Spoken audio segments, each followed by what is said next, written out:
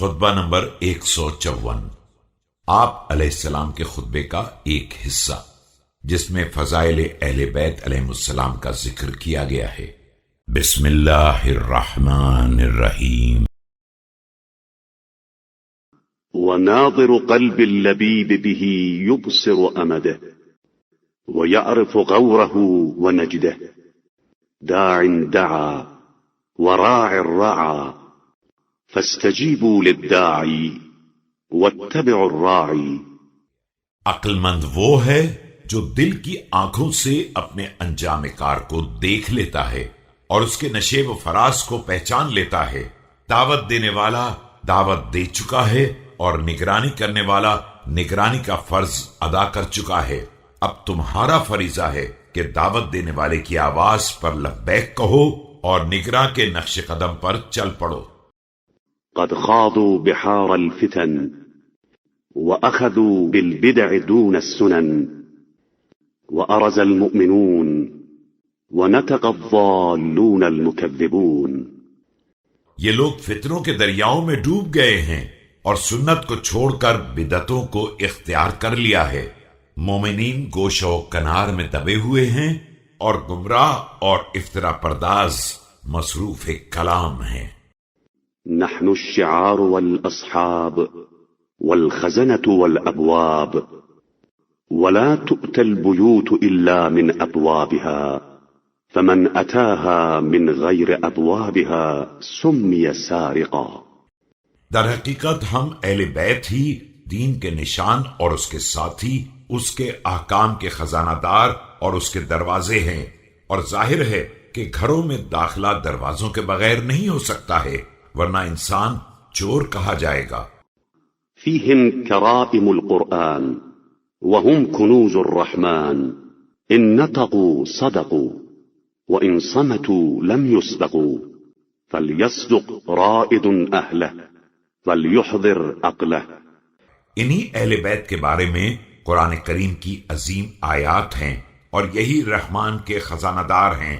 یہ جب بولتے ہیں تو سچ کہتے ہیں اور جب قدم آگے بڑھاتے ہیں تو کوئی ان پر سبقت نہیں لے جا سکتا ہے۔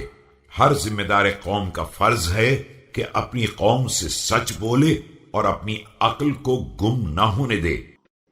وَلْيَكُمْ مِنْ أَبْنَاءِ الْآخِرَةِ فَإِنَّهُ مِنْهَا قَدِمَ وَإِلَيْهَا يَنْقَلِبُ فالناظر بالقلب العامل بالبصر يكون مبتداء عمله أن يعلم أعمله عليه أم له فإن كان له مضى فيه۔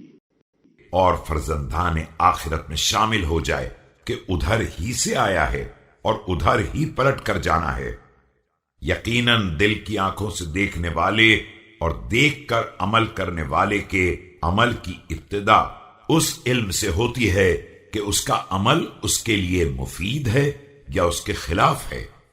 اگر مفید ہے تو اسی راستے پر چلتا رہے، وَإِن كَانَ عَلَيْهِ وَقَفَ عَنْهُ فَإِنَّ الْعَامِلَ بِغَيْرِ عِلْمٍ كَالسَّائِرِ عَلَى غَيْرِ طَرِيقٍ فَلَا يَزِيدُهُ بُعْدُهُ عَنِ الطَّرِيقِ الْوَاضِحِ إِلَّا بُعْدًا مِنْ حَاجَتِهِ۔ اور اگر مضر ہے تو ٹھہر جائے کہ علم کے بغیر عمل کرنے والا غلط راستے پر چلنے والے کے مانند ہے کہ جس قدر راستہ طے کرتا جائے گا منزل سے دور تر ہوتا جائے گا۔ والعامل بالعلم كالسائر على الطريق الواضح فلينظر ناظر أسائر هو أم راجع واعلم أن لكل ظاهر باطنا على مثاله فما طاب ظاهره طاب باطنه وما خبث ظاهره خبث باطنه۔ اور علم کے ساتھ عمل کرنے والا واضح راستے پر چلنے کے مانند ہے، لہذا ہر آنکھ والے کو یہ دیکھ لینا چاہیے کہ وہ آگے بڑھ رہا ہے یا پیچھے ہٹ رہا ہے، اور یاد رکھو کہ ہر ظاہر کے لیے اسی کے جیسا باطن بھی ہوتا ہے، لہذا اگر ظاہر پاکیزہ ہوگا تو باطن بھی پاکیزہ ہوگا، اور اگر ظاہر خبیث ہو گیا تو باطن بھی خبیث ہو جائے گا۔ وقد قال الرسول الصادق صلى الله عليه وآله إن الله يحب العبد ويبغض عمله ويحب العمل ويبغض بدنه. رسول صادق صلی اللہ علیہ وآلہ وسلم نے سچ فرمایا ہے کہ اللہ کبھی کبھی کسی بندے کو دوست رکھتا ہے لیکن اس کے عمل سے بیزار ہوتا ہے، اور کبھی عمل کو دوست رکھتا ہے اور خود اسی سے بیزار رہتا ہے۔ واعلم أن لكل عمل نباتا وكل نبات لا غنى به عن الماء والمياه مختلفة فما طاب سقيه طاب غرسه وحلت ثمرته وما خبث سقيه خبث غرسه وأمرت ثمرته۔